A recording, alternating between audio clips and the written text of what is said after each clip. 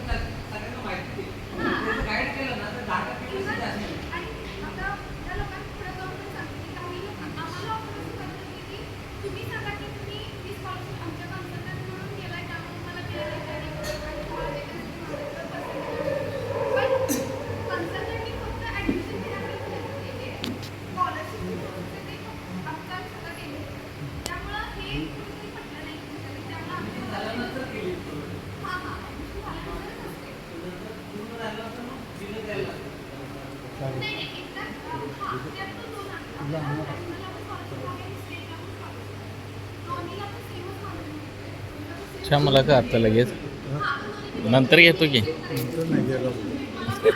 तुम्हाला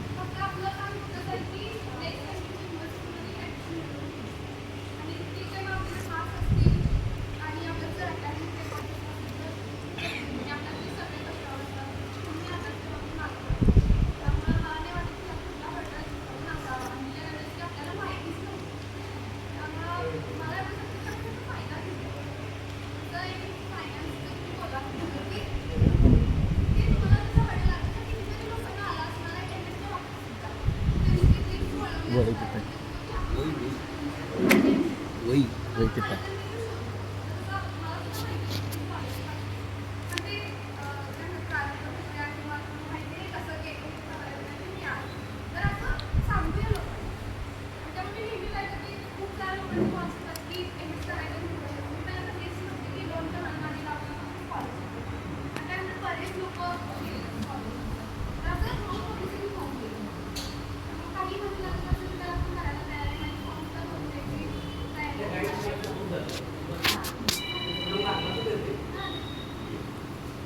थँक्यू.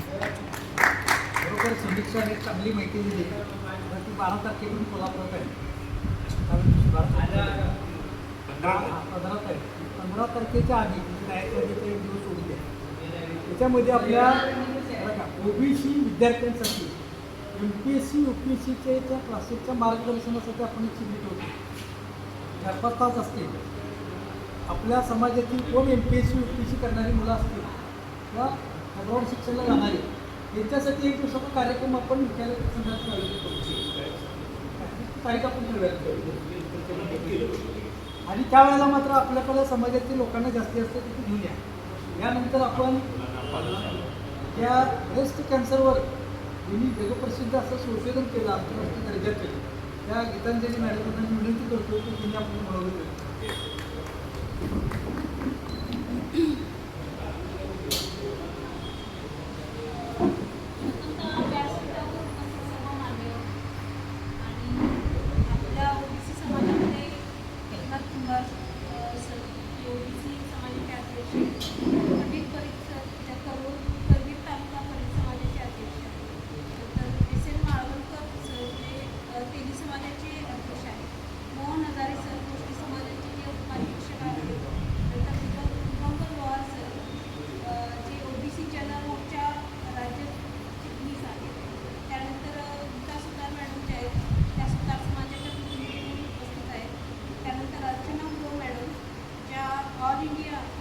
महाराष्ट्र राज्य महिला अध्यक्ष आहेत ओबीसी समाजाच्या आणि चंद्रकांत कोवळे सर जे तांबड समाजाचे कार्याध्यक्ष आहेत. किशोर निमकर सर जे सनगर समाजाचे कार्याध्यक्ष आहेत. संतोष सुतार सर जे आदा यंत्र दारू समितीचे कार्याध्यक्ष आहेत आणि आनंदराव सुतार सर समितीचे अध्यक्ष आहेत. बाळासाहेब लोहार सर जे ओबीसी बहुजन आघाडी हातकणंगले तालुका अध्यक्ष आहेत. त्यानंतर सगळी लिस्ट लावली. वार्षिकी असून जे गुरु समाजाचे सरचिटणीस आहेत असे सर्व अध्यक्ष किंवा पदाधिकारी इथे उपस्थित आहेत. याच्याशिवाय मगाशी जो बोलला तो सद्दाम जो आमच्या ओबीसीच्या महाज्योतीसाठी आता स्वतः लढतो आहे. त्यानंतर स्नेहल मॅडम जे ॲडव्होकेट आहेत स्वतः. त्यानंतर समीक्षा लोहार स्वतः आता MS करती आहे, डॉक्टर होत आहे. तर हे सगळ्यांना सांगायचं म्हणजे आता मी माझ्या कामाविषयी बोलण्याआधी आपल्या समाजाविषयी थोडंसं बोलते. आपला समाज कसं आहे 12 कविते सगळे एकत्र आलेले आहेत. 12 कविते तुम्हाला माहिती आहे आधीपासूनच सगळेजण आपण जे कृतीशील घटक समाजाची म्हणून आपल्याला पाहिलं जातं. लोहार असतील किंवा चांभार असतील किंवा सुतार असतील किंवा आता गुरव असतील. आता यामध्ये म्हणाल की तुम्ही सगळेजण गुरुवांचा रोल काय, लोहार काय करतात, लोखंडाला वेगवेगळे अवजारे बनवतात. सुतारांचं काम काय तर वेगवेगळ्या लाकडी वस्तू बनवतात. मग गुरुवांचं काम काय, द्रोण पत्रावळे हे तयार करणे हे त्यांचं काम आहे. पण शिवाय मी माझा समाज किंवा माझं आडनाव जे गुरव आहे त्याच्याविषयी मला फार अभिमान आहे आणि याचा अभिमान मला जागृत करण्यासाठी माझ्या वडिलांनी प्रयत्न केला. मला सगळ्या समाजाविषयी आपुलकी आहे पण माझा समाज जो आहे त्याचा अर्थ काय असतो. गुरव हे नाव काही जणांनी बदलून घेतलं आहे अक्षरशः. पण मला स्वतः असं वाटत नव्हतं, कधी वाटणार नाही. गुरव म्हणजे काय असतं हे बघा. गु म्हणजे अंधार, रव म्हणजे आवाज. अंधारामध्ये देवाला आवाज देऊन उठवण्याचं काम हा गुरव. देवत्व हे प्रत्येकामध्ये असतं. मूर्तीमध्ये देवत्व आहे. म्हणजे आपण जातो मंदिरामध्ये मूर्तीला नमस्कार करतो. त्या मूर्तीच्या अंगाला अधिकार जो हात लावण्याचा अधिकार आहे तो कुणाचा आहे पण त्याला अधिकार हात लावण्याचा अधिकार इतर कुणालाही नाही आहे. विचार करा आपण अभिषेक करतो, पैसे देतो अभिषेक घालण्यासाठी. देवाच्या अंगाला हात लावण्यासाठी पैसे देऊन आपण तिथं जातो आणि मग धन्यता लावतो की हा मी अभिषेक गाठला, आता माझा आयुष्य चांगलं होतं.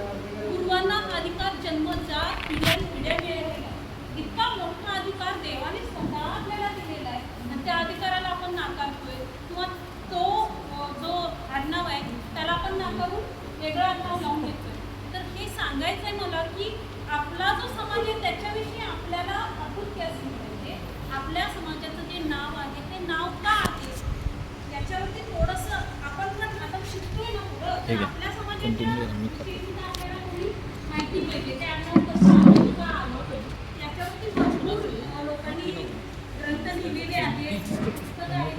पण मला जी माहिती झाली ती मी तुमच्यासमोर मांडते. त्याच्यामध्ये आता समाजामधून आपण पुढं जातो तर सामाजिक देणं असतं आपलं काहीतरी. आणि सामाजिक देणं म्हणून आपल्या ओबीसी समाजातील लोक ही फार जगतात. म्हणजे मी स्वतः बघितलंय, अजून मी पाहतोय. आता समीक्षाने पण सांगितलं तिला एक फेलोशिप मिळाली आहे, पण ती स्वतः काय म्हणते की दुसऱ्याला मिळवून देण्यासाठी मी प्रयत्न करेन. ही जी डिवोशनची भावना जी आहे, दुसऱ्याला देण्याची भावना जी आहे ती आपल्यामध्ये आपसूक आहे, आपल्या रक्तामध्ये. आणि ती आपण जागरूक करत राहतो. कुठलाही डोंगर सुतार चांभार असेल तो पाटलांच्या वरती काही जरी आलं तरी पण आपण पहिल्यांदा पटकन पळत आपल्यासाठी ते पळत येतात का? नाही ते माझ्या वडिलांना सुद्धा मला ज्यावेळेस शिकवत होते वडील त्यावेळेस सगळेजण म्हणायचे कशाला तुम्ही काय एवढं शिकवताय, तुमच्या मुलं पण शिकतात, करून काय करणार आहे, देवपूजा करतील किंवा येणाऱ्यांच्या भक्तांच्या पोळ्या लागतील, दुसरं काय करणार आहे. पण त्यावेळेस माझे वडील काय म्हणायचे, मी तिला शिकवत नाही, तिच्या बुद्धिमत्तेवरती ती शिकते, ती जेवढी शिकेल तिच्या बुद्धिमत्तेवरती जेवढी शिकेल तेवढं मी तिला शिकवणार. आणि ते उत्तर ऐकलं की मला वाटायचं की अरे हो मग आपण शिकलं पाहिजे. एवढं जर देवसेने माझे वडील मला पुढं पाठवत आहे तर मी का म्हणून पाठवून करायचं. शिवाय मला अजूनही सांगायला एक गोष्ट वाटते की ज्यावेळेस आम्ही मंदिरातला कचरा काढायचो त्यावेळेस प्रत्येकाला असतं, टीनेजर्समध्ये आल्यानंतर प्रत्येकाला वाटतं की माझ्या कॉलेजमधली मुलं आहे बाहेर, आजूबाजूचे सगळे व्यक्ती उभा राहिलेले तर मी लोटून काढते.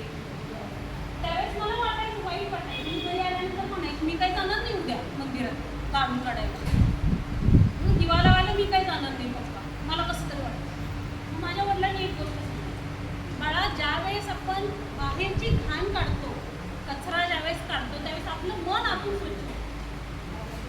आपण दुसऱ्यासाठी नाही करायचं, आपण आपलं मन स्वच्छ करण्यासाठी म्हणून ते जाळून काढायचं आहे. तू किती भाग्यावर नाहीच बघ, नुसतं घरातलं नाही तुला मंदिरातलं जाळायला मिळतं. आणि ज्यावेळेस आपण मंदिर जातो ना, अंतर्गत मन जे आहे ते म्हणजे मंदिर आहे आणि आतलं मन जर काढायची संधी कुणाला मिळत असेल तर पुरं आहे ते काढून सोडायचं. त्या गोष्टी ज्यावेळेस आपल्याला माहिती होत गेल्या त्यावेळेस मी ते करत होते आणि त्या गोष्टींना त्यामुळे मला कुठल्याही गोष्टीची लाज वाटत शक्यतो. म्हणजे कुठलीही गोष्ट करायची झाली तर हे काम मी छोटं आहे मी कसं करू असं नाही वाटत. कारण ती तो वारसा मला वडिलांपासून मिळाला. आता वडील माझे नाही आहे, 2018 साली ते गेले. एक चित्रपटाचे अमिता मॅडमना वगैरे सगळ्यांना माहिती माझ्या पप्पांचा स्वभाव काय होता. स्वतः शेतकरी संघामध्ये कामाला होते कोल्हापूरच्या आणि शेतकरी संघात काम करत असताना गावठी शेतकरी संघातलं काम सांभाळून आम्ही 14 भावंड आम्हाला तुम्ही सांभाळलं. मी त्यातली शेवटची मुलगी. माझा मोठा भाऊ अवर सचिव आहे धुळे खात्यामध्ये. 2 नंबरची बहीण स्वतःचं मेडिकल आहे बाबाचं गाव. त्यानंतर माझ्या आलीची जी बहीण आहे ती तिचे पण स्वतःच्या 3 शाळा आहेत, ती पण MA झाली. आणि आता मी संशोधनाविषयी बोलते, फार बोलण्यासारखं आहे पण वेळ पण सगळ्यांना होतोय. तर मला स्वतःला महाज्योतीची फेलोशिप मिळते सगळं आणि मी पण 2022 साली अप्लाय केलं होतं, त्यामुळं त्या लॉटमध्ये असल्यामुळं मग सगळ्यांना मिळाली तशी मलाही त्यामध्ये मिळालेली आहे. फक्त काय झालं की 1/1/2022 पासून तो तू मुद्दा म्हटलास तेच झालेलं आहे. आम्हाला फक्त नोव्हेंबर आणि डिसेंबर 2 महिन्याची 2022 साली फेलोशिप मिळाली. त्याच्या आधीची फेलोशिप आम्हाला मिळाली नाही. तेच जर आता म्हटलं तर सारथी बार्टी या सगळ्या लोकांना 1/1/2022 पासून सगळी फेलोशिप मिळाली. हा मुद्दा आहे. फक्त कसं होतं कोण बोलतं नाही बोलतं हे काही माहिती नव्हतं. आता इथं आल्यामुळं तुझी ओळख झाली. आणि आणखीन एक सांगायची गोष्ट म्हणजे कॅन्सरवरती ड्रग्स शोधून काढणं हा आत्ताचा करंटचा विषय आहे आणि त्याच्यामध्ये भरपूर जण काम करत आहेत. माझ्या आधीही एकाने आपल्याच गोरव समाजाचा अक्षय गुरव म्हणून जो आहे नेरल्याचा त्यालाही पेटंट मिळालेलं आहे. त्यानं पण काम केलेलं आहे, पण ते ऑर्गॅनिकमधलं काम होतं. माझं हे इनऑर्गॅनिकमधलं काम होतं. अशी 2 वेगवेगळी कामं आहेत. तो स्वतः आता गुजरातमध्ये आहे का आणि माझंही काम तसंच आहे. फक्त माझं मटेरियल सायन्समधलं काम आहे. आता मी संशोधन जे केलं आहे ते सांगते.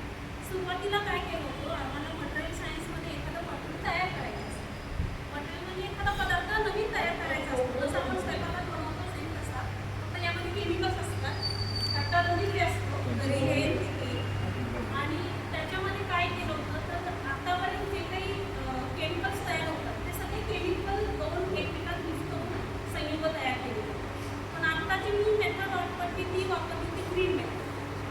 म्हणजे वनस्पती घ्यायच्या, त्याचा काढा तयार करायचा आणि त्याच्यापासून जो काढा मिळणार आहे त्याच्यामध्ये केमिकल इन्सर्ट करून संयुग बनवतो आणि या संयुगाचा वापर आपण वेगवेगळ्या ठिकाणी करायचा.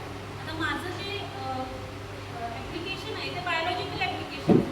त्यामुळं वेगवेगळ्या म्हणजे बॅक्टेरियाज असतील ज्यांच्यामुळं आपल्याला ताप बॅक्टेरिया असतील किंवा फंगस हे इन्फेक्शन होतं तर बॅक्टेरियावरती त्याचा काही इफेक्ट होतो, फंगसवरती त्याचा काही इफेक्ट होतो. सुरुवातीला जे मटेरियल मी केलं आहे ते मेटल ऑक्साईड आहे आणि सिल्वरचे नॅनो पार्टिकल तयार केले. सिल्वर नॅनो पार्टिकल आणि मेटल ऑक्साईड त्यामध्ये झिंक ऑक्साईड तयार केलेलं आहे. सिल्वर आणि झिंक ऑक्साईड दोन्हीचं कॉम्बिनेशन करून silver zinc oxide nano composite तयार केलं आणि या नॅनो कॉम्पोजिटचं सगळे प्रॉपर्टीज आणि चेक करावे लागतात. कारण तुम्ही बिल तयार केली म्हटलं ते सगळ्याचे ॲनालिसिस करावं नाही ते कार्यक्रम चालू आहे. एक इथं ऐकणार काय त्यानंतर तुमचे चालर पडणार डिसाईड काढावा लागतो. त्यानंतर तुमचा ठीक आहे. वेगवेगळे इलेक्ट्रॉन्स मायक्रोस्कोप असतात बरोबर. त्याच्यामध्ये सेम असेल सेम असेल ते नॅनो पार्टिकल आहेत का त्याच्यापेक्षा मोठे आहेत. नॅनो म्हणजे अगदी लहान तर पाहिजे 100 नॅनोमीटर 100 सेंटीमीटरच्या आत ते जे असतील तरच त्याचं इफेक्ट होतं. जेवढं आपण लहान लहान करत जाऊ तेवढी त्याची उपयुक्तता वाढते. त्यामुळं नॅनो पार्टिकलवरती काम सुरू आहे आणि मी जे केलेलं आहे ते नॅनो पार्टिकलचं संयुग तयार केलं आणि हे संयुग मी पुढं वापरलं. बॅक्टेरियावरती आणि फंगसवरती चांगले इफेक्ट मला मिळाले. मी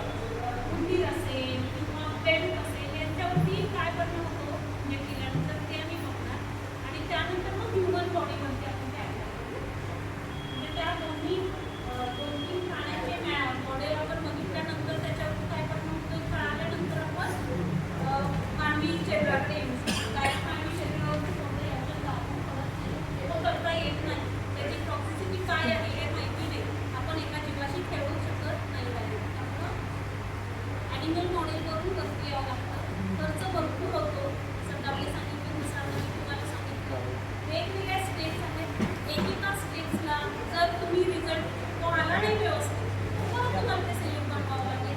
केमिकल्सची किंमत ही काही आपल्या आवाक्यातली नसते. त्या सगळ्याला फेलोशिप वरती म्हणून मी हे करू शकते हे पण मी सांगते. महानगरीची फेलोशिप मिळायला मिळाली त्यामुळे हे करू शकते. आता या पार्श्वभूमीवरती जे काही संशोधन केलं ते मी तुमच्यासमोर मांडलं. आता इथून तुमचा टास्क असा आहे एकेका ॲनिमल मॉडेलसाठी आधी लाख रुपये चार्ज करतो. कारण त्या ॲनिमलचा तुम्ही जीवाची तर तेवढा चार्ज आपल्याला लगेच पॉसिबल होतं नाही. त्यामुळे फेलोशिपचा आधार घेऊन आम्ही पुढं पुढं चालू. ते संशोधन करत असताना मला सगळ्यांनी खूप महत्त्वाचा सहभाग दिला. आता माझे वडील होते पण माझ्या वडिलांच्या जागी माझी सुट्टी आहे.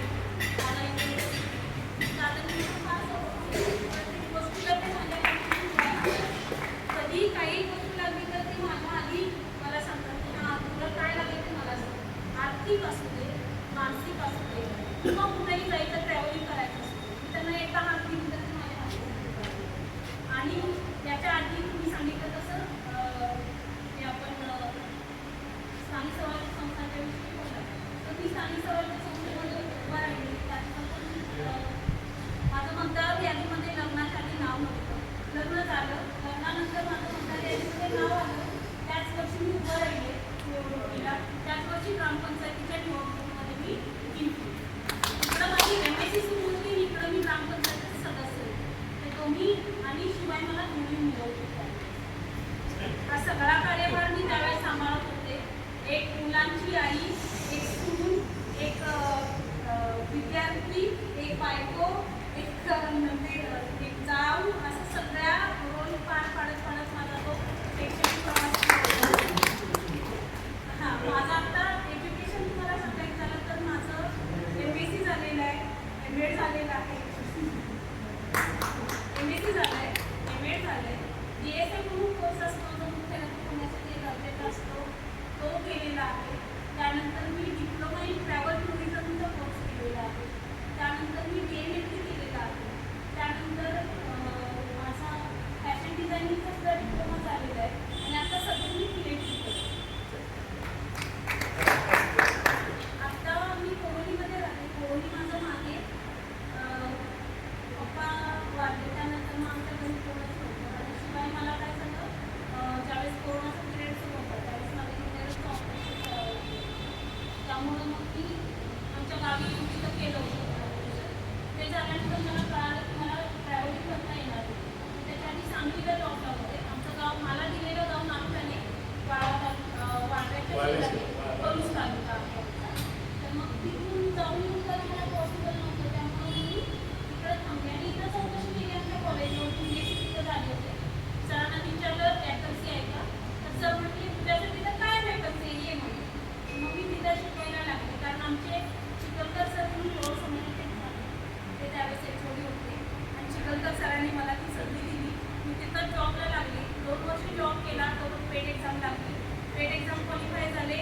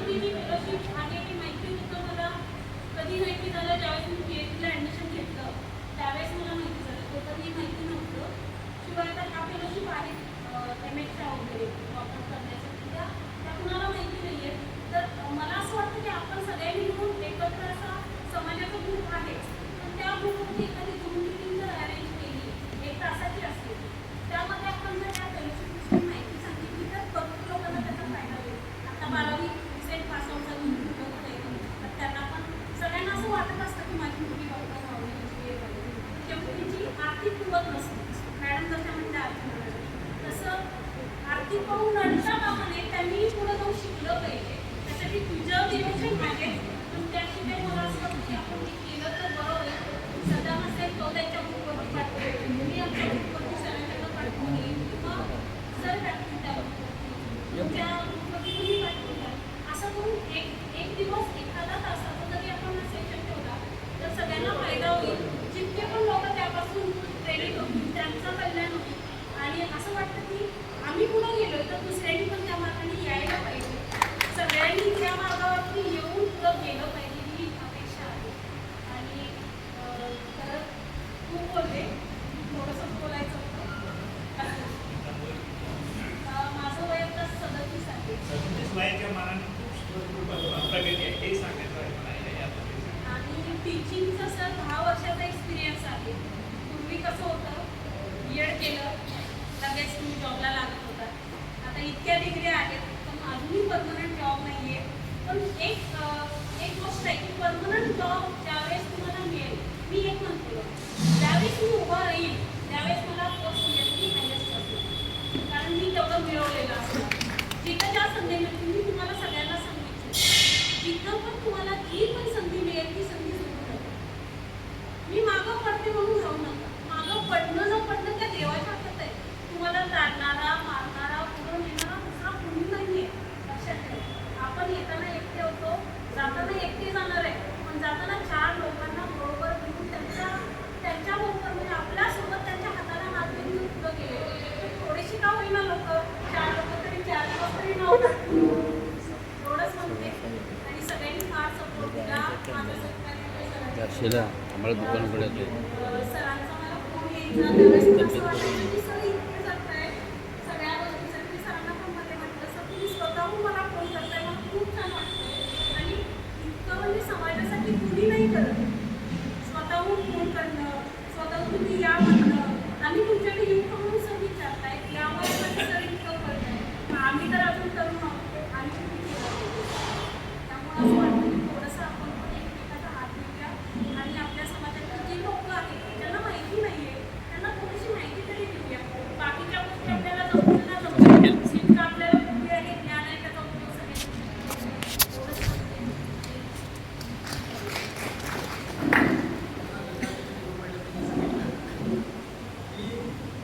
समाजासाठी काम करतो. त्याचं जेवढं ज्ञान आहे तेवढं आपण सगळ्यांना दिलं पाहिजे.